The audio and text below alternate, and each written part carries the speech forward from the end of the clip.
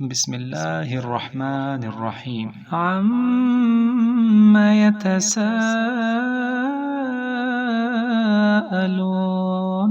عن النبأ العظيم الذي هم فيه مختلفون كلا سيعلمون ثم كلا سيعلمون ألم نجعل الأرض مهادا والجبال أوتادا وخلقناكم أزواجا وجعلنا نومكم سباتا وجعلنا الليل لباسا وجعلنا النهار معاشا وبنينا فوقكم سبعا شدادا وجعلنا سراجا وهاجا وأنزلنا من المعصرات ماء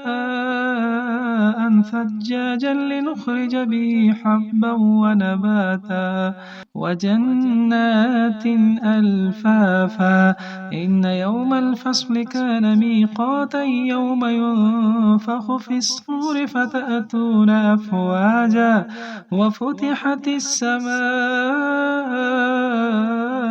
فكانت أبوابا وسيرت الجبال فكانت سرابا إن جهنم كانت مرصادا للطاغين مآبا لابثين فيها أحقابا لا يذوقون فيها بردا ولا شرابا إلا حميما وغساقا جزاء وفاقا إنهم كانوا لا يرجون حسابا وكذبوا بآياتنا كذابا وكل شيء أحصيناه كتابا فذوقوا فلن نزيدكم إلا عذابا إن للمتقين مفازا حدائق وأعنابا وكواعب ترابا وكأسا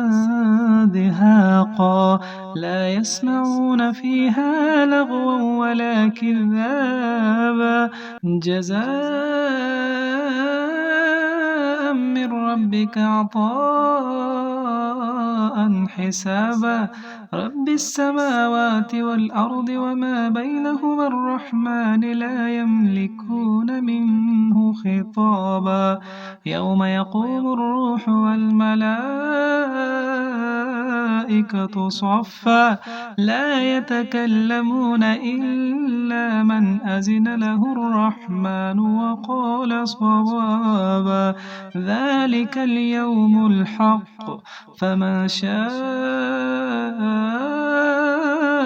اتخذ إلى ربه مآبا إنا أنذرناكم عذابا قريبا يوم ينظر المرء ما قدمت يداه ويقول الكافر يا ليتني كنت ترابا